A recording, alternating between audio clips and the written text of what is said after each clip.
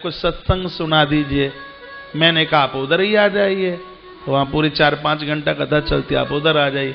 बोले कि नहीं कुछ तो सुना दीजिए। तो मैं वह निवेदन कर रहा था कि सिर्फ ईंट पत्थर से मंदिर नहीं, मन में ईश्वर को बसा लेने का नाम ही मंदिर है। मन अंदर ईश्वर चतुष्टय अंतःकरण के अंदर आकर के बैठ जाए तो वह अपने आप में मंदिर बन जाता है, वो मंदिर है। आपने मन को ईश्वर के हवाले कर दिया तो आपका सालासर, आपका मेहंदीपुर, आपकी माता विष्णु रानी, आपके श्याम सरकार, जितने भी दुनिया के मंदिर हैं, आपका हृदय मंदिर बन जाएगा। मंदिर मन उसको दीजिए, दुनिया वालों को, संसारियों को मन नहीं। वो आपके मन की क्या कदर समझेंगे? है? आगे आप सुनेंगे, उद्धव ने गोपियों के साथ में एक वार्ता करी। कहा आप योग प्राणायाम कीजिए। कहा ये कैसे होगा? कहा मन के द्वारा। तो गोपियां क्या कहती हैं?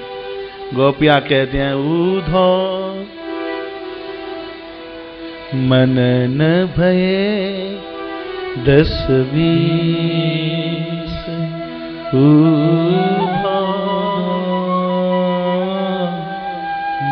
मन भये 10-20। ऊधो ये मन 10-20 नहीं है, एक है। एक हतो सो गयो श्याम संग के रातों आधीश ऊधो मन न भई 10। हम तो वे मन आए, हमने तो अपना मन मोहन को दे दिया, गोविंद को दे दिया। यह कथा भी कहती है आप तन से और मन से और धन से जब परमात्मा के शरणापन्न हो जाते हैं तब भगवान अपना धाम छोड़कर आपका चौकीदार बन जाता है, आपका रक्षक बन जाता है परमात्मा। बाबा तुलसी जिस कुटिया में रहते हैं, राम जी उस कुटिया की चौकीदारी करते हैं। अम्बरीश अयोध्या के राजा हैं, भगवान अपना चक्र लेकर के अयोध्या की चौकीदारी करते हैं। ईश्वर के बन के तो देख लीजिए, दुनिया आपकी न बन जाए तब कहना। उसके लिए रोके तो देख लीजिए, जगत आपके लिए न रो पड़े तब कहना। भगवान बलि के दरबारे पर है, लक्ष्मी माता ने इंतजार किया, भगवान कहां गए? अभी तक आए ही नहीं। अपने पति को ढूंढने के लिए चली मां लक्ष्मी, पहुंची। नारद को पूछा कहां है? कहा किसी को ठगोगे तो ऐसे ही चौकीदार बनना पड़ेगा। है कहां? सुतल में राजा बलि की चौकीदारी कर रहे। लक्ष्मी मैया आई, भगवान लिए डंडा दरवाजे पर बैठे ही थे। हैं चौकीदारी है, होम गार्डी। पत्नी को देखा तो आंखें नीची हो गई। यदि कहीं कोई किसी नौकरी में कोई चपरासी भी होवे और पत्नी है पूछे कि नौकरी आपको मिली, आप क्या करते हैं? वो ये थोड़ी ही बोलता है कि हम फाइल उठा करके देते हैं, गिलास पानी पिलाते हैं। वो तो यही बोलता है हम तो क्लर्की करते हैं। देवी आई सामने से, आंखें नीचे कर ली भगवान ने, मैया अंदर चली गई, कुछ बोली नहीं। राजा बलि ने देखा, कहा कौन हो तुम? मैया बोली तुम्हारी बोन। बोन जानते हो? बोन? हाँ हाँ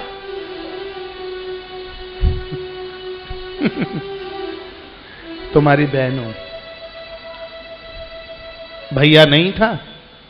आज रक्षाबंधन का त्योहार लगा के आपके हाथ में राखी बांध करके आ जाऊं।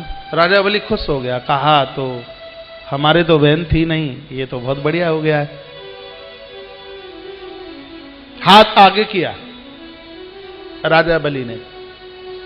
माता लक्ष्मी कलाई के ऊपर राखी बांध रही है, वेद गा रहे हैं कई न बद्धो बलि राजा दानवेंद्रो महाबला तेन त्वामन बदनामी रक्षेमाचल माचल। दान के आगे बलि का नाम जुड़ गया, नाम बलिदान हो गया। सत्कर्म में कलाई के ऊपर कलावा ना हो, राखी है रखड़ी ना हो, कलावा ना हो, सत्कर्म का पूरा फल नहीं मिलता। कभी कभी तो लोग कलावा जानते हैं? यही कभी कभी तो लोग इतना बांध लेते हैं यहां से लेकर के यहां तक पूरे हाथ में कला हुआ ही होता है। उसकी की भी एक विधि है। आपकी जितनी लंबाई है चोटी से लेकर के तलवा, इससे ज्यादा हाथ में ना हो। कभी कभी तो मैंने देखा यहां से लेकर के यहां तक कलावा ही हाथ में बंधा हुआ होता। पूजा में इसको बहुत ही ज्यादा शुभ कहा गया है। कहा बहन कुछ दक्षिणा तो अब ले लें। बहन ने कहा भैया जो चाहिए वो तुम दे नहीं सकते, इसलिए ना मांगे तो ही ठीक है।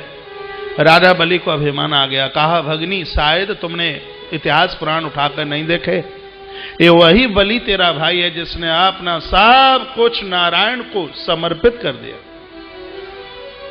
दरवाजे पर भगवान बटुक बैठे ही है।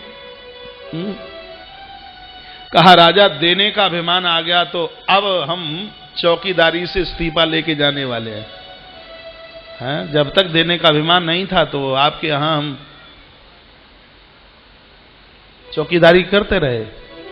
दान देना बहुत अच्छा है, लेकिन देने के बाद में आपको याद न रहे मैंने किसको दिया है, ये बहुत गजब की बात है। एक दिन मैं बोल रहा था धर्म सत्कर्म के ऊपर आप खर्च कर देते हैं, कहीं लिखिए मत, कहीं कोई कागज पन्ने पर मत लिखिए। नहीं तो कभी आप सोचो वो मैंने दान में इतना दे दिया है, एक प्लॉट खरीद लेता। बिल्कुल दिया है, याद ना करो, उसको याद करने को नहीं।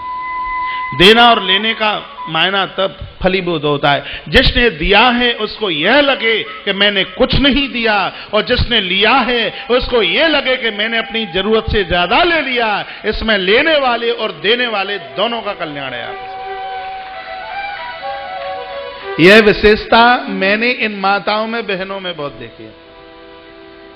पति इनको 4000 की 5000 की साड़ी लाकर खरीद करके दे दे, हो सकता है आंखों ना आवे, पसंद ना आवे, लेकिन ये बहनें जब पियर जाती हैं, भैया या भाभी इसको 150 रुपए की भी छलनी जैसी साड़ी दे दे, कितनी संतुष्ट होवे, ससुराल आवे और 50 को दिखा, देखो भैया ने दिया है, देखो मेरी भाभी ने, भले 150 रुपए की है, लेकिन उसको खुशी देखिए, उसको प्रसन्नता देखिए, उसकी प्रसन्नता देखिए।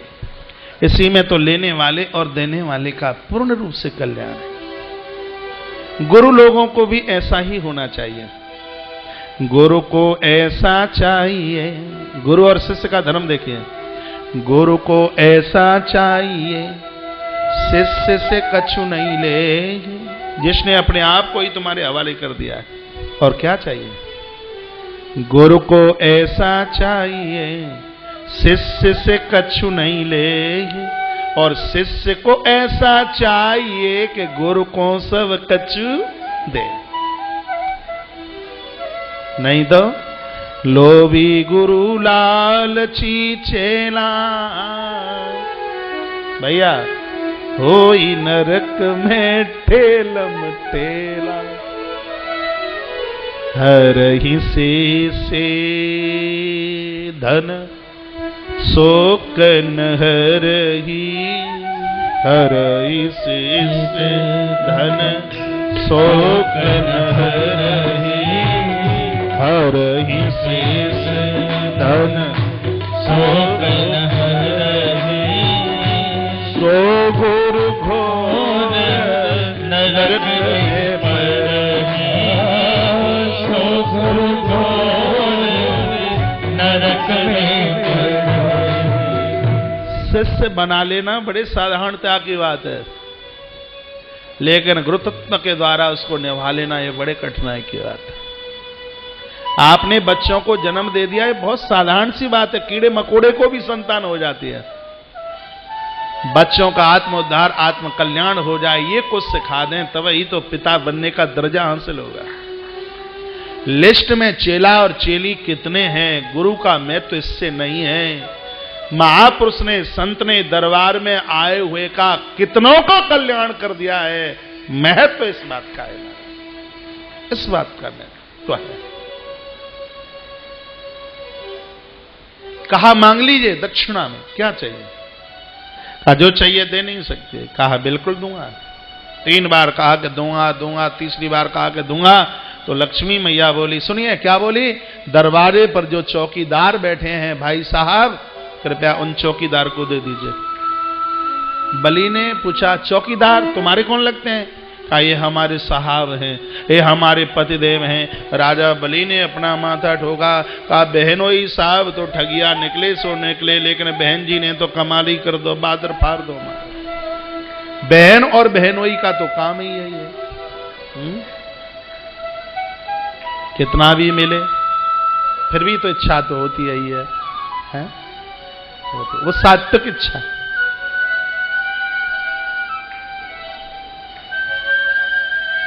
और पियर से मिलाए उसको बड़ा संभाल के रखा जाता है?